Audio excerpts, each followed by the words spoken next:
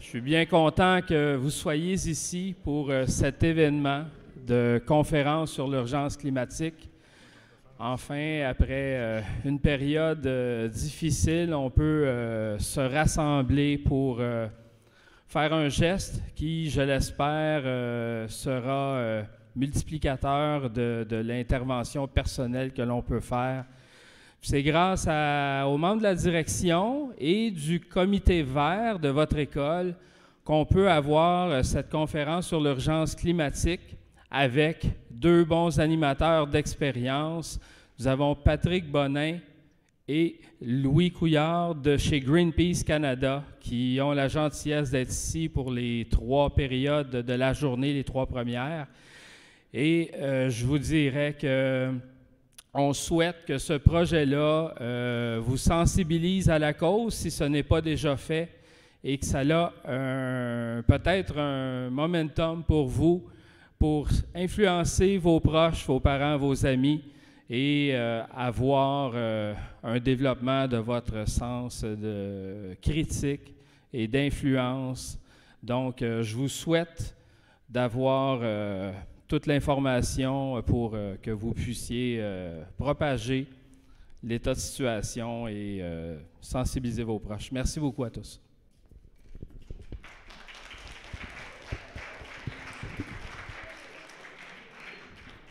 Merci Christian. Bonjour tout le monde. Mon nom est Patrick Bonin. Je suis responsable de la campagne Climat-Énergie à Greenpeace Canada. Qu'est-ce que ça fait un responsable de la campagne? Je m'occupe essentiellement des enjeux des changements climatiques, de l'énergie, les politiques publiques. Je travaille avec mon ami Louis ici, qui est à la mobilisation, qui va se présenter par la suite. Et ce qu'on vous propose aujourd'hui, c'est de faire un tour rapide de qu'est-ce que c'est les changements climatiques. Je sais que vous le savez, fait qu'on va passer rapidement là-dessus. Mais regardez aussi comment ça se passe au niveau du monde, au niveau du Canada, au niveau du Québec, et également, surtout, les solutions. Parce qu'on en a tous entendu parler, la situation est quand même assez alarmante, mais il y a des solutions, elles existent. Et je pense que c'est important qu'on sorte d'ici avec ça en tête pour que vous puissiez mettre ça en œuvre par la suite. OK. Je veux juste vous dire, il y a 2 micros ici. Si jamais il y a des urgences pendant la conférence, vous pouvez venir au micro, vous adresser à nous. Mais on a une période de questions à la fin, fait qu'on va pouvoir échanger avec vous également. C'est parti? OK. Je vais vous demander, ça ne durera pas longtemps. On a à peu près 40 minutes de présentation, bien rapide. Fait que si vous êtes capable d'écouter, ce serait vraiment le fun, parce que sinon, vous allez passer à côté de quelque chose. OK? Let's go. On fait un effort, s'il vous plaît? C'est parti. Essentiellement, vous le savez, c'est quoi? Augmentation des émissions de CO2. Depuis qu'on utilise pétrole, gaz, charbon sur la planète, il y a des émissions, et là, vous avez ça ici depuis 150 ans. Regardez l'augmentation des émissions de CO2 dans l'atmosphère. Plus on brûle de pétrole, de gaz, de charbon, plus il y a d'émissions de CO2. Ça, c'est depuis 1990. Fait que regardez, ça augmente encore depuis 1990. Et plus on envoie d'émissions dans l'atmosphère, plus il y a de CO2, évidemment, plus la concentration est la grande. Ça, c'est depuis 800 000 ans. Regardez les concentrations de CO2. Et dans les dernières années, on a eu une montée plus qu'exponentielle de CO2. Et ça, regardez, c'est sur 300 ans. C'est le même principe. Et on arrive, encore une fois, dans les dernières années, à une augmentation du CO2. C'est comme ça que ça se passe parce qu'on émet de plus en plus de CO2. La concentration augmente au point tel qu'on est rendu à avoir une concentration de CO2 qu'on n'a jamais vue depuis 3 à 5 millions d'années. Et juste pour vous donner un exemple, il y a 3 à 5 millions d'années, le niveau de la mer était 10 à 20 mètres plus élevé. Donc, cette situation-là, elle est inquiétante parce qu'elle se produit rapidement. Et avec une concentration plus grande des gaz à effet de serre, l'effet de serre est plus grand. C'est comme une serre, c'est de plus en plus chaud. Et vous voyez l'augmentation des températures depuis 150 ans à peu près. On a, dans les 7 dernières années, ce sont les 7 années les plus chaudes. Évidemment, c'est un réchauffement moyen au niveau de la planète. Fait que vous voyez là-dessus, plus c'est rouge, plus c'est chaud. Ça ne se réchauffe pas partout, mais en moyenne, on a un réchauffement quand même qui se fait partout sur la planète et avec des augmentations particulièrement importantes au nord. Si on regarde, ça c'est le Canada, plus c'est jaune foncé, plus ça se réchauffe, parce que le Canada se réchauffe en moyenne 2 fois plus rapidement que la planète en général. Donc, on est encore plus concerné parce que notre pays qui est nordique se réchauffe encore plus rapidement en moyenne. Et avec ce réchauffement-là, au niveau planétaire, qu'est-ce qu'on voit? Eh bien, on assiste à une augmentation des événements extrêmes. Les événements extrêmes, ça ne se passe pas juste à l'autre bout du monde, ça se passe également au Québec, au Canada et dans le monde, évidemment. L'année passée, record de chaleur en Colombie-Britannique, près de 50 degrés Celsius. On n'avait jamais vu ça au Canada, c'était à Lytton que ça s'est passé. Il y a eu aussi des feux de forêt qui ont été quasi sans précédent au Canada, dans l'Ouest, mais un petit peu partout au Canada. Et la fameuse ville de Lytton même, elle a été ravagée, complètement dévastée par des feux de forêt. Donc, on est frappé, c'est plus dans 20 ans que ça se passe, vous le savez, ça se passe déjà, entre autres parce qu'on a réchauffé la planète et avec réchauffement vient aussi une augmentation des canicules. Ça, c'est à Montréal, il y a 3 ans, 90 personnes de décédées. Des enjeux aussi au niveau de la qualité de l'air, quand on pense aux gens qui ont des problèmes cardiovasculaires, aux personnes âgées, par exemple. Donc, on a déjà environ 2000 décès prématurés au Québec en raison de la mauvaise qualité de l'air.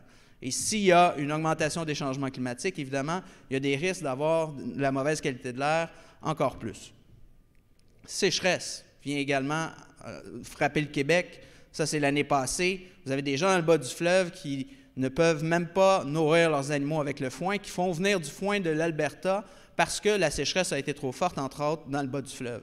Augmentation des inondations aussi. Souvenez-vous, récemment, il y a quelques années, on en a eu ici avec la rivière des Mille-Îles, mais partout un petit peu autour de Montréal également. Donc, ça frappe le Québec, ce genre d'événements extrêmes. Et les changements climatiques amènent une augmentation de l'intensité et de la fréquence de ce type d'événements-là. Également, érosion côtière. Quand je vous parlais de l'augmentation du niveau de la mer, le niveau de la mer augmente déjà et on est frappé au Québec, entre autres, tout ce qui est infrastructure routière, tout ce qui est les côtes dans le bas du fleuve, sur la côte nord, également aux îles de la Madeleine, que vous connaissez peut-être, qui est presque au niveau de la mer, qui vivent actuellement des impacts des changements climatiques en raison de l'augmentation du niveau de la mer, en raison justement de l'augmentation de la fréquence des tempêtes. Bonjour tout le monde, bienvenue. Je profite de votre arrivée juste pour vous mettre un petit peu au diapason. On est en train de faire un petit tour rapide de qu'est-ce qui se passe avec les changements climatiques, les impacts au Québec, au Canada. Prenez siège, on continue le voyage.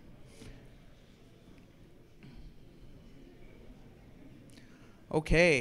Donc, une fois que les pays ont réalisé ça, une fois qu'ils ont dit « OK, la science, ça commence à être très, très clair, il y a des changements climatiques, qu'est-ce qu'on fait? » L'ensemble des pays de la planète se sont mis ensemble. En 2015, ils ont adopté l'accord de Paris. L'accord de Paris, c'est quoi? Bien, c'est un objectif mondial qui fait que tous les pays ont des objectifs de réduction de gaz à effet de serre pour limiter le réchauffement à 1,5 degré Celsius. Pourquoi 1,5 degré Celsius? C'est la limite, les scientifiques nous disent, au-delà de ça, bien, on va avoir une augmentation des événements extrêmes, donc il faut absolument viser cette limite-là. Le problème, c'est qu'actuellement, on se dirige vers un réchauffement de 2,7 degrés Celsius. Presque 3 degrés, c'est 2 fois plus que le 1,5. Donc, les pays n'en font pas assez, ils n'ont pas assez d'objectifs, ils n'ont pas des bonnes cibles, ils n'ont pas des bons plans de réduction de gaz à effet de serre, et on est très loin du fameux 1,5 degrés Celsius, ce qui fait dire aux Nations unies que c'est un code rouge pour l'humanité. Code rouge, ça veut dire qu'il faut se réveiller, il faut agir, il faut se mettre en marche, il faut réduire nos émissions. Et si on regarde, ça, c'est l'ensemble de la planète. Les seuls pays qui ont des objectifs convenables sont en vert. Est-ce que vous en voyez beaucoup? Il n'y en a presque pas, voire il n'y en a pas. Le Canada est rouge parce que ses objectifs sont hautement insuffisants. On n'en fait pas assez, comme l'ensemble des pays. Et là, cette semaine est sorti le rapport du GIEC. Vous avez peut-être entendu parler, le GIEC, je vous explique c'est quoi le GIEC rapidement. Ça s'appelle le groupe d'experts intergouvernemental sur l'évolution du climat. C'est des milliers de scientifiques qui produisent des données, qui produisent des études, et le GIEC met ça ensemble et produit des rapports. C'est les Nations unies, encore une fois, les 195 États, dont le Canada, adhèrent à ces rapports-là. Et ces rapports-là, ils sortent une fois aux 7 ans. Fait que ce que vous avez cette semaine qui a été paru lundi, ça prend 7 ans à produire. C'est la science la plus nouvelle et on va avoir ce rapport-là entre les mains pendant longtemps. C'est pour ça que je vais vous en parler un petit peu. Qu'est-ce que la science a dit? Qu'est-ce que la science dit au niveau de la réduction des émissions? Qu'est-ce qu'on peut faire? Qu'est-ce qu'on doit faire également?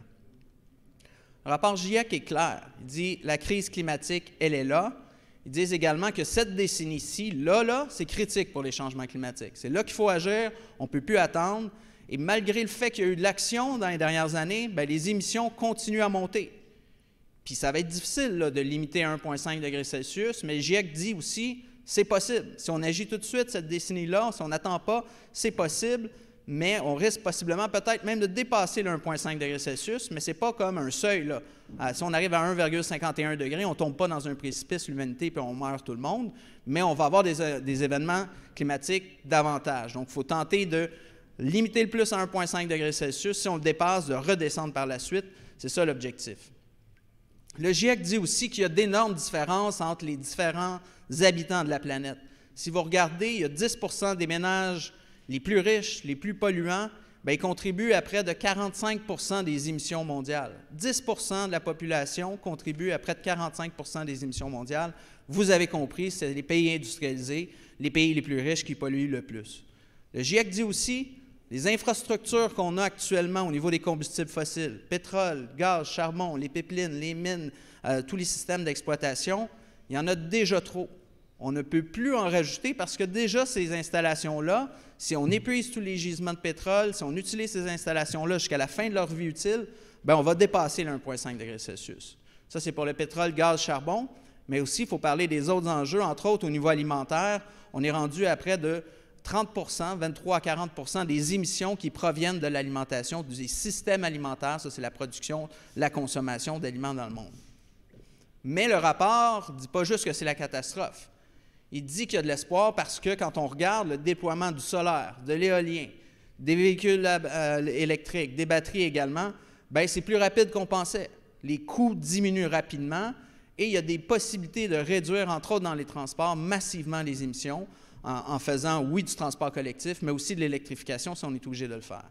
Même les industries, le GIEC nous dit, l'évolution des mentalités se fait très rapidement au point tel que c'est même possible maintenant d'envisager que les industries soient zéro émission.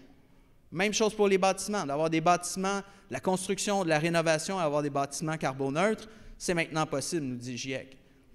Mais l'ONU nous dit aussi, bien, si on est sérieux pour le 1,5 degrés Celsius, il faut couper les émissions mondiales de CO2 de moitié d'ici 2030. Couper de 50 d'ici 8 ans, c'est ça qu'il faut qu'on fasse au niveau mondial.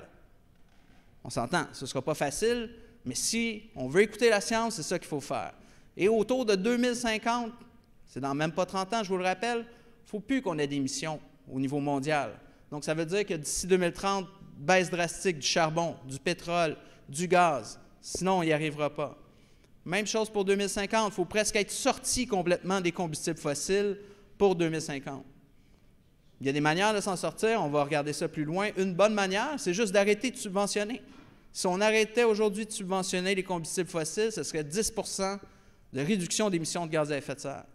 Fait qu'il y en a des solutions, il faut surtout arrêter de financer le problème. Et là, le chef de l'ONU, le secrétaire général, ce qu'il a dit cette semaine, il a même accusé les gouvernements et les entreprises de mentir, de se traîner les pieds.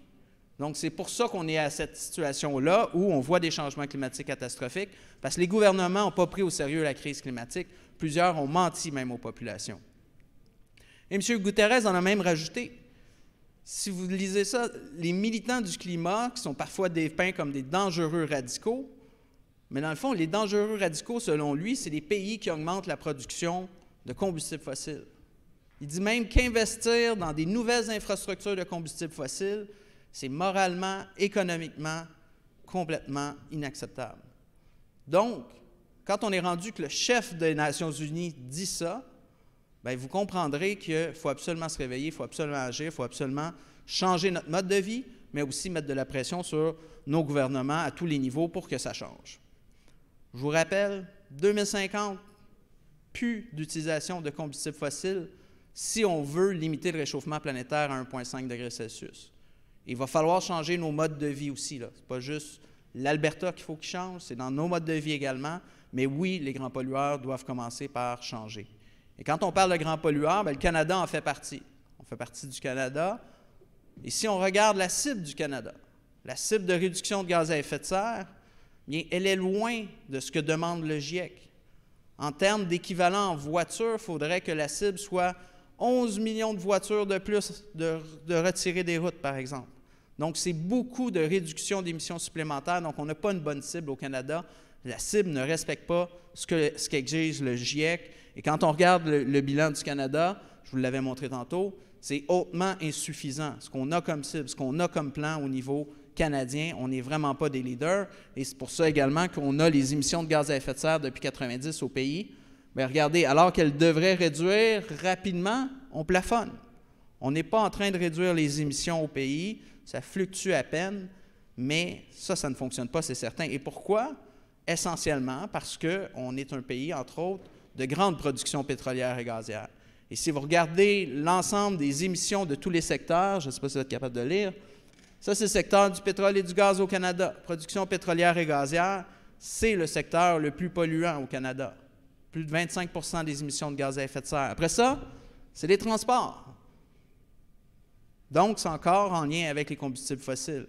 Et vous avez les industries, vous avez l'agriculture, les bâtiments, les déchets qui font également partie du problème. Et si on regarde plus précisément pétrole et gaz, juste depuis 1990, on a une augmentation de 460% des émissions de gaz à effet de serre pour la production de pétrole des sables bitumineux au pays. La production de pétrole des sables bitumineux au pays, c'est plus que toutes les émissions du Québec en entier. Fait que c'est certain que si on veut s'en sortir au Canada, il faut s'attaquer à la production pétrolière et gazière et la réduire, parce que si on compare les différentes provinces, vous avez le Québec ici, là, depuis 1990, ça c'est l'Alberta. Vous voyez que si on fait des efforts ici, on n'en a pas fait tant que ça, puis il serait complètement contrebalancé par l'Alberta si on ne fait rien. Donc, dans cette situation-là, on s'attend à ce que le gouvernement fédéral dise « OK, je vais réduire substantiellement les émissions du secteur pétrolier-gazier ». Ce qu'on a sur la table actuellement, c'est une proposition où le gouvernement fédéral dit « Moi, je ne peux pas limiter la production de pétrole au pays ». Je vous l'ai dit, on ne peut plus rajouter de production pétrolière-gazière, on ne peut plus approuver de nouveaux projets. Et pour l'instant, le gouvernement ne l'a pas compris. Et on craint même qu'aujourd'hui, si vous suivez les nouvelles, vous allez peut-être le voir, le gouvernement approuve un nouveau méga-projet qui s'appelle Baie du Nord, 300 millions à 1 milliard de barils de pétrole à l'est de Terre-Neuve, qu'il approuverait aujourd'hui. J'espère que je me trompe, mais malheureusement, ce que j'entends, c'est ça. Et juste ce projet-là, en termes d'émissions de gaz à effet de serre, si on brûle tous ces barils-là, c'est l'équivalent de 7 à 10 millions de voitures par année sur les routes. Donc, c'est sûr que ça ne fonctionne pas. Et ça, c'était pour production pétrolière et gazière, mais aussi au niveau des transports, je vais en parler avec la situation du Québec, on a aussi des enjeux majeurs. Québec, maintenant. Québec, bien, quand on regarde, la cible du Québec aussi est inadéquate. Il faudrait que la cible soit beaucoup plus ambitieuse. Il faudrait qu'il vise à retirer l'équivalent de la pollution de 2,5 millions de voitures de plus sur les routes. Mais malheureusement, le gouvernement, par son ministre M. Charette, dit « Ah, c'est impossible que le Québec en fasse davantage, se fixe une cible qui écouterait la science. » Et en plus, la cible qui n'est pas assez ambitieuse, on est en train de la rater. Le Québec est en voie de rater complètement sa cible, a un plan qui permettrait juste d'atteindre 50% de la cible. Donc, on a un sérieux problème là aussi. Ils viennent d'où les émissions au Québec? Transport, 45%, industrie, un peu moins de 30%, fait que c'est les deux gros secteurs. Évidemment, si on compare ces secteurs-là depuis 1990, qu'est-ce qui est arrivé? Regardez les transports. Ils ont augmenté depuis 1990, l'industrie a baissé un peu, les autres sont un peu plus stables. Et au Québec, on est des grands consommateurs d'énergie, là. On a de l'hydroélectricité, mais on consomme énormément quand même. Regardez, Canada, Québec, ça, c'est la consommation d'énergie. États-Unis, Norvège, Suède, Allemagne, Chine, ils consomment moins par habitant que les Québécois. On a l'avantage d'avoir 99% de notre électricité qui est de sources renouvelables, mais ça reste qu'on est des grands consommateurs d'énergie et aussi des grands consommateurs de pétrole et de gaz. Et si vous regardez, ça, c'est les transports. Depuis 1990, le transport des marchandises a augmenté. Le transport des camions légers, plus de 200% d'augmentation depuis 1990. Ça, c'est les SUV, les pick-up. Les voitures, il y en a un petit peu moins. Mais reste que les émissions totales du transport, ça augmente énormément. Et ça, regardez le problème, 228% d'augmentation des camions légers au Québec. Donc, les camions consomment de plus en plus, les véhicules consomment de plus en plus. Il y en a de plus en plus sur la route. On ne s'en sort pas au Québec si on ne s'attaque pas au transport, si on ne s'attaque pas à l'industrie aussi, qui est 30% des émissions. Et malgré ce qu'elle dit, regardez, dans les dernières années, il n'y a pas vraiment de réduction d'émissions dans les industries au Québec. À peine dans les 5 dernières années, dans les 10 dernières années. Donc, eux aussi, les grands pollueurs, doivent faire un effort supplémentaire. Ça passe également par les bâtiments. Ici, vous avez des maisons, mais les commerces, les institutions, tout. Il y a également encore 10% des émissions qui proviennent des bâtiments, donc de la chauffe, beaucoup de l'utilisation de gaz. Et pourquoi aussi? Parce qu'on a une superficie de plancher qui augmente dans les années. Donc, vous avez des maisons de plus en plus grandes et qui fait en sorte, évidemment, que ça demande de plus en plus d'énergie. Et souvent, vous allez entendre le gaz. Oui, mais le gaz, c'est naturel. Le gaz, c'est un gaz fossile, c'est un hydrocarbure. C'est produit par fracturation hydraulique. C'est extrêmement polluant, presque autant que le charbon, parce que la mode de production est très polluant. Faites attention à ça, le mythe du gaz comme énergie de transition. L'agriculture, je vous en parlais tantôt. Au Québec, c'est quand même 10 des GES, donc il faut faire un virage à ce niveau-là également. Je vais vous dire qu'il y a des choses qui ont quand même bougé dans les dernières années parce que la population s'est mobilisée au Québec depuis plus de 10 ans et grâce à ça, le gouvernement a dit « je vais mettre fin à l'exploration et exploitation pétrolière et gazière au Québec ». Ça devrait être confirmé dans les prochaines semaines. C'est une grande victoire, tout comme la victoire contre un méga projet d'exportation de gaz naturel liquéfié qui s'appelait GNL Québec. C'est officialisé cette année grâce à la mobilisation citoyenne, au fait que les gens puis les groupes environnementaux, les groupes citoyens se sont mobilisés. Mais on reste quand même avec un gouvernement du Québec qui a un plan vert pâle, lorsqu'on est généreux puis on l'appelle comme ça, et un plan qui ne permet pas d'atteindre la cible. Entre autres parce qu'on investit encore 2 fois plus dans les infrastructures routières au Québec que dans le transport collectif. 2 fois plus.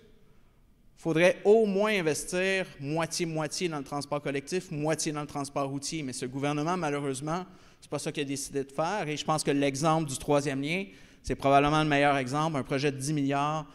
Aucun spécialiste, économiste, urbaniste, environnementaliste a dit que ce projet-là avait de l'allure, parce que ça amène plus de voitures, plus d'étalement urbain, évidemment, plus de pollution avec ça. Et l'étalement urbain, c'est un enjeu majeur au Québec.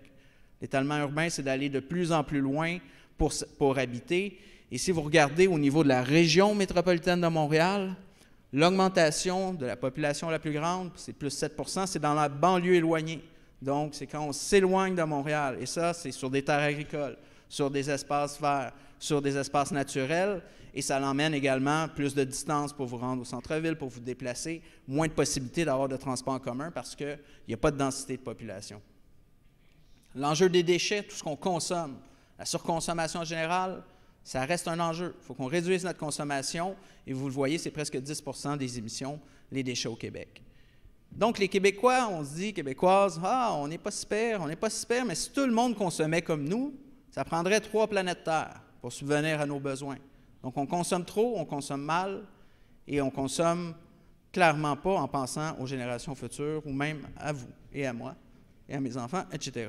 Fait que la décroissance, vous en avez probablement entendu parler, de plus en plus, l'idée de consommer moins, consommer mieux, donc de faire en sorte qu'on change de paradigme, il va falloir y arriver.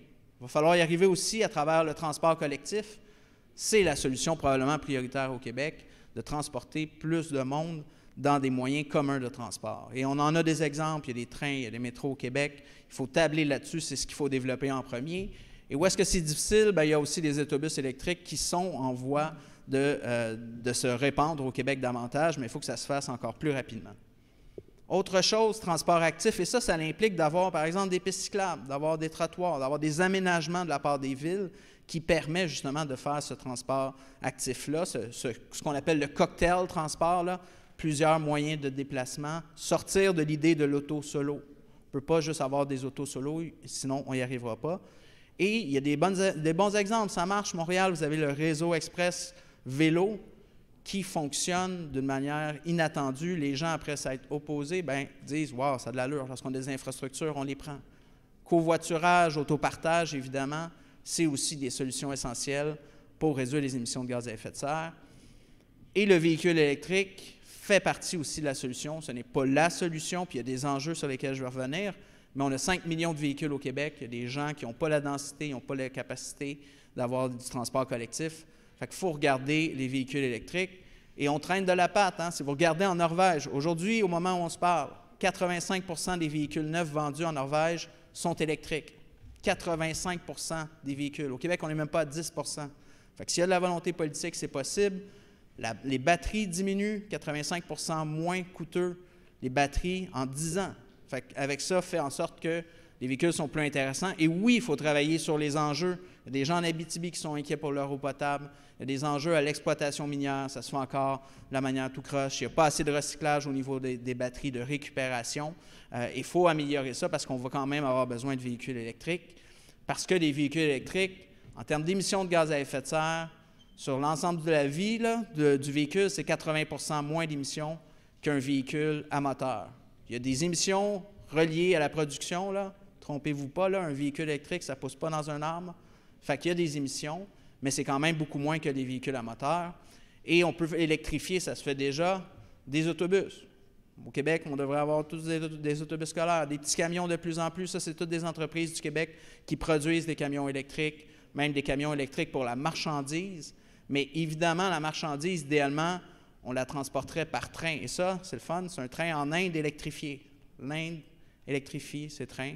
Nous, on est encore en mode de ne pas avoir ça. Donc, utiliser les trains pour transporter la marchandise, ce qu'on appelle le transfert modal, c'est important également.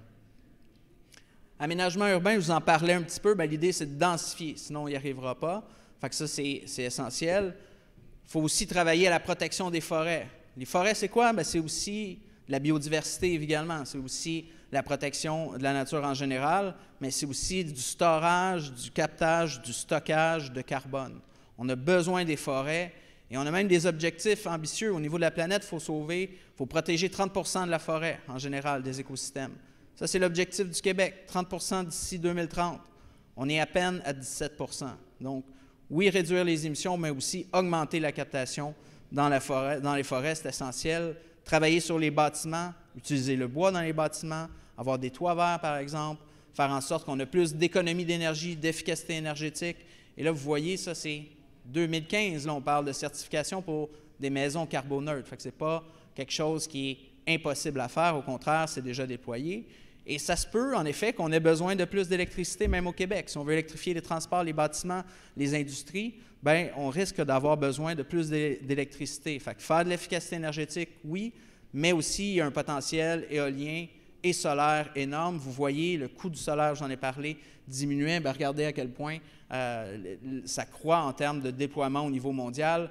Et c'est la même chose au niveau de l'éolien. On voit de plus en plus des coûts, c'est rentable, c'est efficace. Mais il faut travailler à d'autres aspects aussi. Le solaire passif, par exemple, laisser rentrer la lumière, positionner les maisons en fonction de la lumière, faire en sorte qu'on utilise de la géothermie également, des accumulateurs thermiques de chaleur. Donc ça, c'est plein de solutions qu'on peut mettre en place.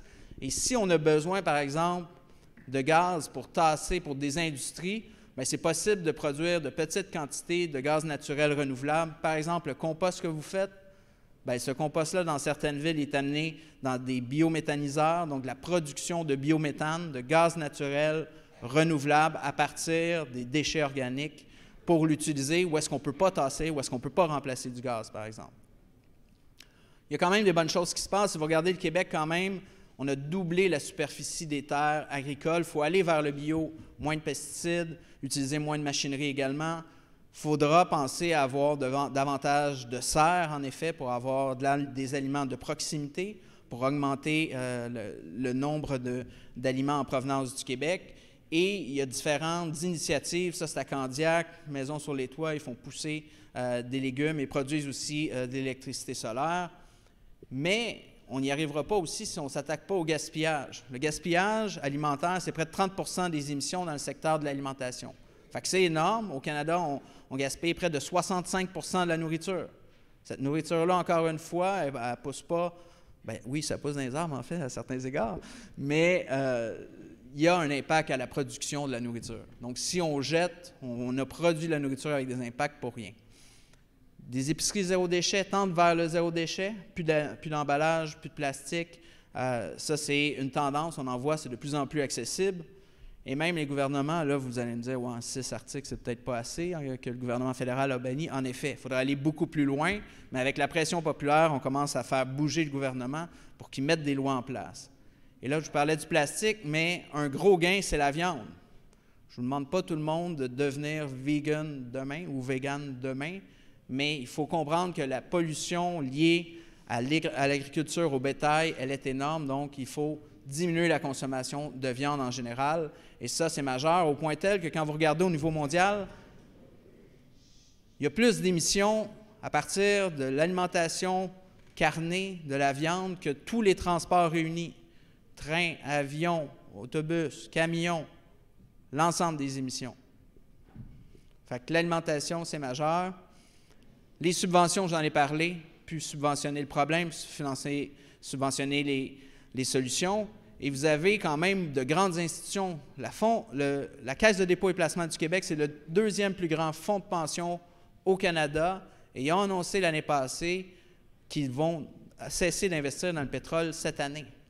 Donc, ce n'est pas impossible, ce n'est pas juste Greenpeace qui dit ça, c'est les grands financiers du Québec qui disent « Moi, je n'investirai plus dans le pétrole », entre autres parce qu'il y a eu la pression de groupes environnementaux et de la population pour sortir de là. Ça, c'est la Caisse de dépôt, mais il y a aussi des enjeux avec les banques. Les 5 grandes banques canadiennes, ils ont augmenté de 70% leur financement des combustibles fossiles l'année passée. Crise climatique, ils ont augmenté leur financement de 70% l'année passée. C'est 900 milliards de dollars depuis l'accord de Paris que les banques ont donné aux entreprises pétrolières et gazières. 900 milliards de dollars. Cet argent-là, il ne faut plus qu'elle aille aux compagnies pétrolières et gazières, il faut qu'elle aille aux solutions. Vous en avez vu plusieurs. On a plein des solutions. Maintenant, il faut les financer puis les encourager également. Fait que ça, c'est mon petit tour. Maintenant, je vous représente à nouveau Louis Couillard. Louis. Salut tout le monde. Je vais essayer de faire ça bref, là. On va se réajuster après. Je m'appelle Louis. Bien content d'être avec vous. Donc, moi, je vais vous parler de qu'est-ce que on, parce que moi, j'ai 25 ans, là, fait que je me considère encore jeune comme vous autres. Qu'est-ce qu'on peut faire après avoir entendu Patrick nous parler de la science du climat, nous parler aussi de les grandes solutions, mais moi, je veux nous parler de qu'est-ce que nous autres, on peut faire à notre échelle, vous allez voir. Mais avant, je vais vous parler d'un concept vraiment important, la justice climatique. Tu peux revenir à l'autre slide, Pat? Parce que c'est une crime de belles photos. La justice climatique, c'est quoi? C'est un concept que je diviserai en deux. Donc, d'abord, je dirais pays, puis après, population. Donc, d'abord, au niveau des pays, il y a un grand débat sur la scène internationale sur comment les États devraient réduire leurs émissions de GES, de quelle manière, dans quelle temporalité. Patrick en a parlé un peu, là. Il a dit les pays doivent réduire leurs émissions de GES de 50% d'ici 2030. Mais est-ce que ça, c'est juste? Est-ce que tous les États doivent réduire leurs émissions de GES de la même manière? Ou il n'y aurait pas une inégalité des contributions, notamment? Quand je parle de contributions, je parle de contributions à la pollution. Parce que historiquement, c'est qui les États qui ont le plus pollué? Bien, c'est les États occidentaux. C'est des pays comme le Canada, les États-Unis, les pays de l'Europe. Bien, pendant la révolution industrielle, nous, on a profité des technologies, des avancements techniques, notamment des produits pétroliers, pour prendre un grand bond en avant et devenir des pays industrialisés. Donc ça, c'est ce qu'on appelle l'inégalité des contributions. Puis par la suite, il y a également un héritage qui n'est pas seulement historique. Patrick en a parlé. Encore aujourd'hui, les plus riches sont ceux qui polluent le plus. Patrick a donné une bonne stat tantôt au niveau de les 10% des plus riches, des ménages les plus riches qui produisent environ 45% des GES sur la planète. Saviez-vous que le 50% du reste de la population produit seulement 12% des GES de la planète? Donc, il y a vraiment un déséquilibre. Donc, ça, c'est la première partie de la justice climatique. Tu peux aller à l'autre slide, Pat? Et puis, la deuxième chose, c'est que les effets des changements climatiques vont être différents, vont être disproportionnés sur les communautés qu'on appelle marginalisées. Donc, vu que les effets sont différents, les solutions doivent également être différentes. Je vous donne un exemple. La montée des eaux. À cause du réchauffement climatique, les eaux montent. La rivière des Mille-Îles, elle déborde. Mais quand elle déborde, il y a des grosses baraques c'est des gens qui ont beaucoup d'assurance, peut-être qui ont des grosses digues autour de leur maison.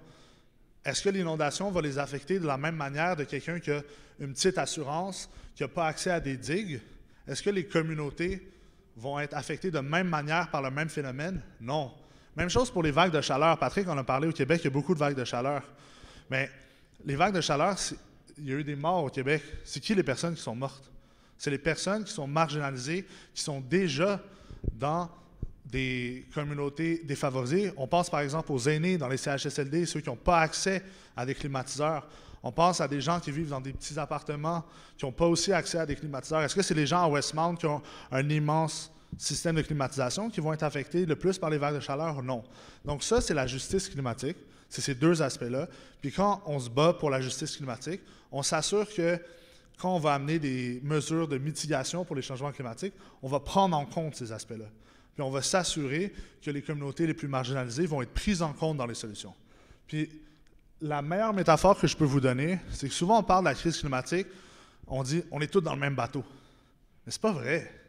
On n'est pas tous dans le même bateau. On est dans la même tempête.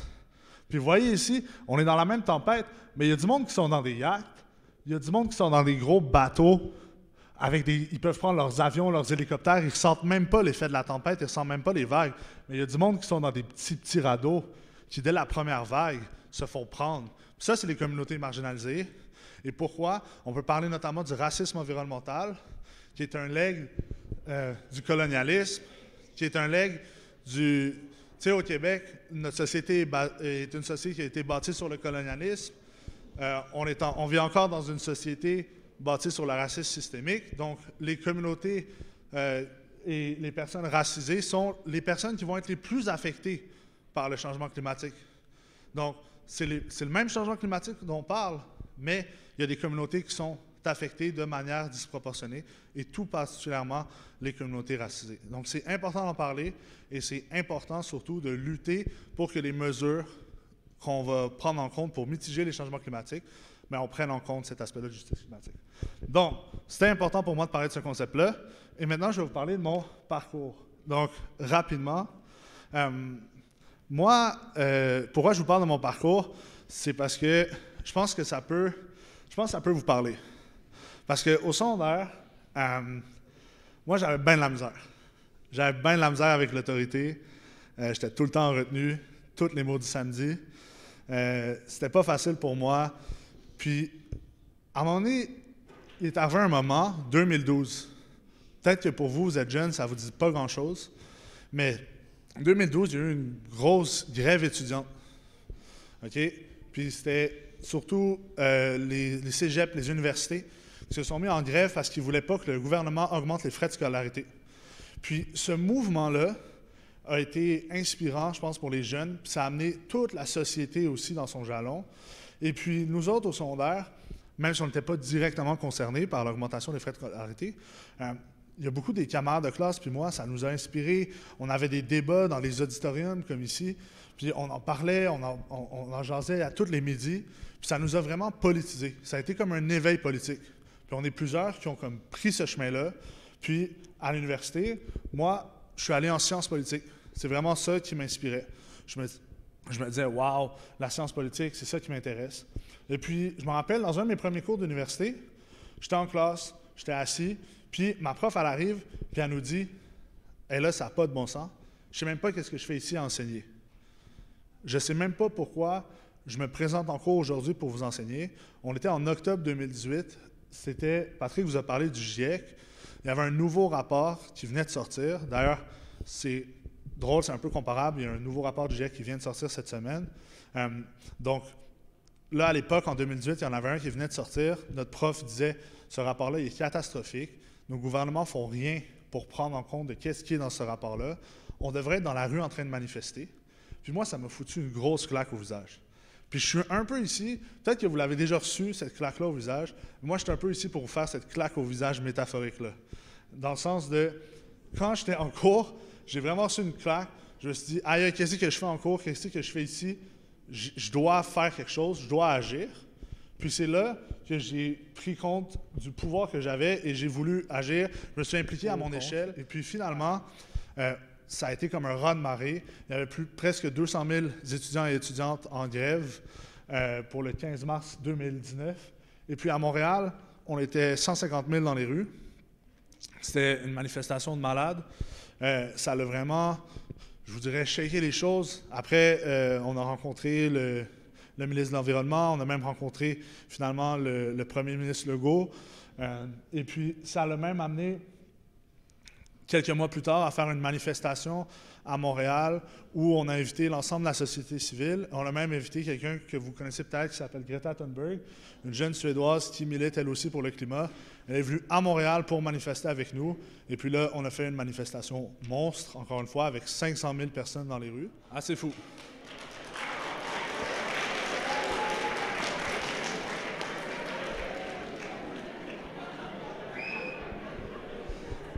Ouais, méchante épopée. Elle a l'air d'avoir apprécié son séjour. Puis, après, moi, j'ai continué. Je me suis promené au Québec. J'ai rencontré des jeunes un peu partout. J'étais allé dans des écoles secondaires. J'ai fait plein de conférences comme j'en fais aujourd'hui. J'étais allé dans des cégeps, des universités. Puis finalement, je me suis impliqué vraiment sur un projet que Patrick a mentionné, là, le projet de pipeline de GNL Québec, où on voulait transporter du gaz de l'Alberta jusqu'au Saguenay au Québec pour l'exporter sur des marchés étrangers. On a bloqué ce projet-là. Je me suis impliqué pendant 2 ans à peu près. Et puis finalement, je me ramasse aujourd'hui, j'ai 25 ans, je travaille chez Greenpeace, puis je dédie vraiment l'ensemble de mon temps, mon énergie pour lutter contre le climat, puis pour m'occuper de ma petite fille. Je suis nouvellement papa. Et puis, pourquoi je vous présente ce parcours-là? C'est pour vous montrer que moi, à la base, le climat, j'y connais rien. J'ai jamais étudié là-dedans. Vous avez vu, Patrick, c'est un super expert, puis il est très inspirant. Mais moi, le climat, j'y connais rien. Mais je milite à fond tous les jours. Je fais des présentations sur le climat. On me demande de faire des présentations sur l'urgence climatique dans plein d'écoles, puis j'ai jamais étudié là-dedans parce qu'on n'a pas besoin d'être un expert pour se lever, prendre le micro, puis militer pour le climat. N'importe laquelle d'entre vous peut le faire. Et parce que moi, je pense que la solution, peux-tu revenir juste à l'autre slide? Merci. La solution pour se mobiliser, la solution, nous, qu'on a les jeunes en ce moment, c'est s'organiser. Donc, s'organiser en s'inspirant notamment de ce que les Afro-Américains et les Afro-Américaines font depuis de nombreuses années aux États-Unis. Les Afro-Américains et les Afro-Américaines aux États-Unis ont gagné des droits en s'organisant, en se mobilisant. Le mouvement climat s'inspire beaucoup de ça. Nous, on veut s'inspirer, on veut gagner des victoires en s'organisant, en réfléchissant de manière stratégique. Et c'est ce qu'on fait ici au Québec notamment. On s'organise parce qu'on veut gagner la bataille climat. Donc, d'abord, je veux que vous fassiez une petite différence entre action individuelle et action collective. Patrick a déjà nommé beaucoup d'actions individuelles qui sont possibles de faire. Tu sais, transport, prendre plus le transport actif, prendre son vélo, essayer de prendre plus le transport en commun. Ça, c'est des actions individuelles. Au niveau du voyage, là, ça, Patrick ne l'a pas mentionné, mais réduire le nombre de voyages qu'on fait, essayer de prendre moins l'avion. Au niveau de l'alimentation, Patrick a nommé essayer de réduire sa consommation de viande. Au niveau des vêtements, le fast fashion, c'est vraiment une industrie qui détruit la planète. Donc, faire des choix plus conscients quand on va magasiner, au niveau de la mode. Puis aussi, ça m'amène à dire, bien, s'impliquer aussi. On peut s'impliquer. On peut dire, bien, moi, ça me tente de me présenter en politique, ça me tente de m'impliquer dans mon conseil des élèves, m'impliquer dans mon comité vert. Ça, c'est des actions individuelles. Ce n'est pas des mauvaises choses, c'est des bonnes choses. Mais si tout le monde ici faisait des gestes individuels, tout le monde au Canada, on se faisait des gestes individuels, mais comme Patrick l'a expliqué, là, c'est qui les plus grands pollueurs? C'est les compagnies pétrolières. C'est les banques qui financent les compagnies pétrolières. Ce sont eux les véritables responsables de la crise climatique. Donc, qu'est-ce qu'on doit faire? On doit s'organiser pour, ensemble, aller faire pression sur les décideurs pour que des lois soient mises en place, pour que des cibles soient mises en place et pour que ces gros pollueurs-là changent enfin leur manière de faire. Donc, on doit s'organiser. S'organiser, ça ressemble à quoi? La semaine passée, à l'UDM, je vous parlais que moi, je me suis impliqué pour essayer de faire en sorte que mon université arrête d'investir dans les énergies fossiles. Mais il y a des étudiantes et des étudiants qui ont continué cette campagne-là. La semaine passée, ils ont dit « Hey, nous autres, on plante nos tentes en plein milieu du plus gros campus de l'UDM, du plus grand building. On ne bouge pas de là tant que vous ne retirez pas tous vos actifs fossiles, tout votre financement dans les énergies fossiles. On ne bouge pas tant que vous ne les enlevez pas. » Donc, ils sont restés là. Et puis, au début, l'administration, pas de bon sens, ils capotaient, ils envoyaient la sécurité le plus possible. Ils sont restés là, ils ont amené des journalistes, il y a eu des articles, il y a eu des reportages. Les jeunes sont restés là, ils ont fait valoir leurs revendications.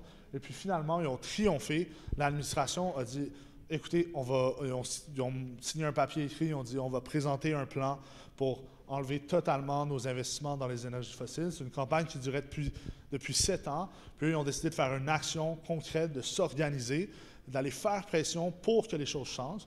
Donc ça, c'est un exemple de comment s'organiser. Un autre exemple. Greta Thunberg, la jeune Suédoise, elle avait 15 ans. C'est pas loin de votre âge, un peu plus jeune, je pense. Elle allait tous les jours à ses cours. Elle a lu le même rapport que je vous parlais, le rapport que j'ai lu, que ma prof parlait en 2018, le rapport du GIEC sur le 1.5. Elle a lu ce rapport-là. C'est un rapport qui dans le fond, que les décideurs politiques devraient lire. Mais nous, on lit ce rapport-là, on se rend compte que les décideurs politiques font rien avec le rapport. On se dit, ça n'a pas de bon sens, il faut qu'on fasse quelque chose. Mais Greta, qu'est-ce qu'elle a fait? Elle a décidé qu'à chaque vendredi, à 13h, elle allait quitter son école, elle allait marcher de son école jusqu'au Parlement suédois, elle allait se planter là, puis elle allait faire la grève pour le climat. Donc, premier vendredi, elle était toute seule. Puis après, les gens se disent, mais qu'est-ce que tu fais là? Pourquoi tu es là tout seul? Elle dit, moi, je fais la grève tant aussi longtemps que la Suède ne respecte pas ce qui est dit par les scientifiques. Moi, je fais la grève. Le prochain vendredi, il était une douzaine. Le vendredi d'après, il était 50. Après, il était 150. Il était assez pour faire une manifestation. Ils ont commencé à s'organiser. Et puis, le reste, c'est l'histoire. Finalement, 2 ans plus tard, elle nous rejoignait à Montréal. On était 500 000.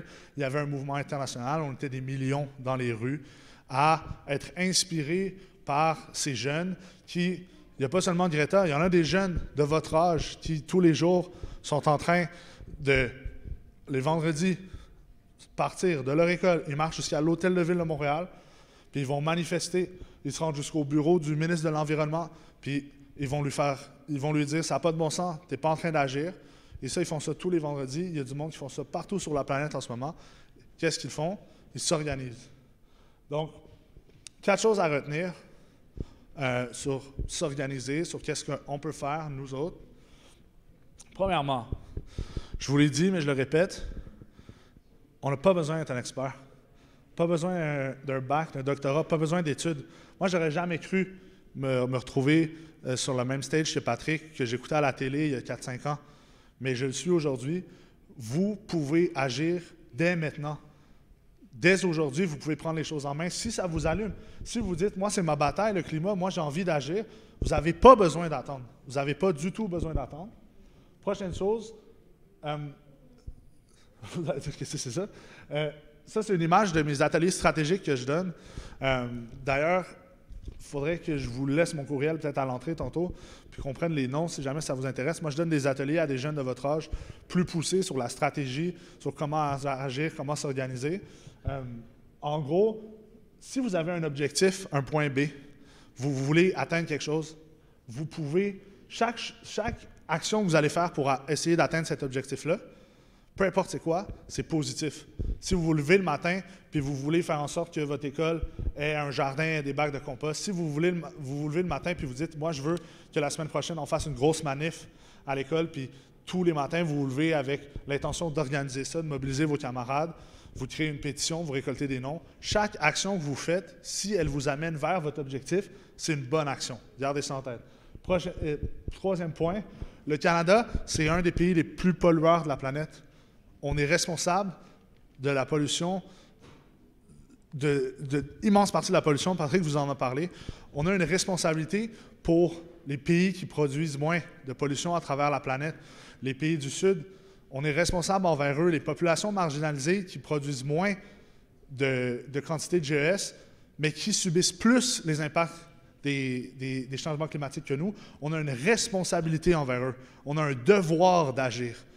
Et dernière chose, faisons-le ensemble. Donc, si vous voulez organiser, si ça vous tente de faire quelque chose, je vous jure, je vous promets, ça va être le fun. Il y a du plaisir là-dedans. C'est pas juste travailler, travailler, travailler. Vous allez voir, moi, j'ai mis des centaines et des centaines et des milliers d'heures de bénévolat parce que c'est le fun. Quand on se rassemble, quand on agit ensemble, on peut changer les choses, puis je vous jure qu'on va changer le monde. Merci de nous avoir écoutés.